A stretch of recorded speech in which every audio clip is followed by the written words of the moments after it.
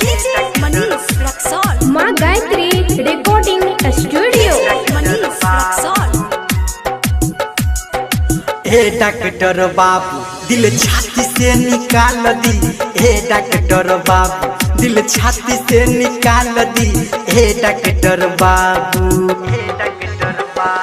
ना तनु शरीरिया में जोहर डाल दी, हे डॉक्टर बाबू दिल छाती से निकाल दी, हे डॉक्टर बाबू। डीजे मनीष रक्सौल। हे डॉक्टर बाबू,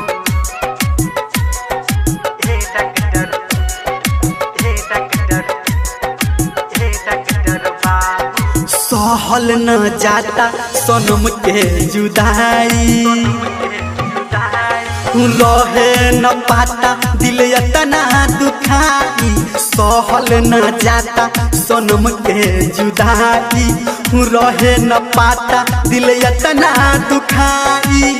करिलनी हो राउर मन के संभाल दी, हे डॉक्टर बाबू दिल छाती से निकाल दी, हे डॉक्टर बाबू दिल छाती से निकाल दी, हे डॉक्टर बाबू। डीजे मनीष रक्सौल।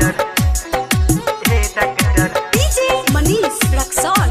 हे डॉक्टर बाबू। छोड़ले बा जब से न कुछो बुझाता,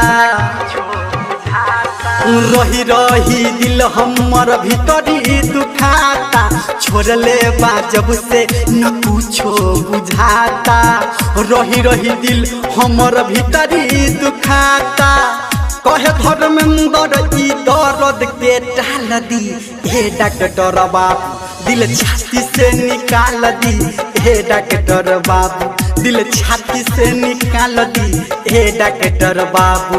ना तन शरीरिया में जोहर डाल दी, हे डॉक्टर बाबू दिल छाती से निकाल दी, हे डॉक्टर बाबू।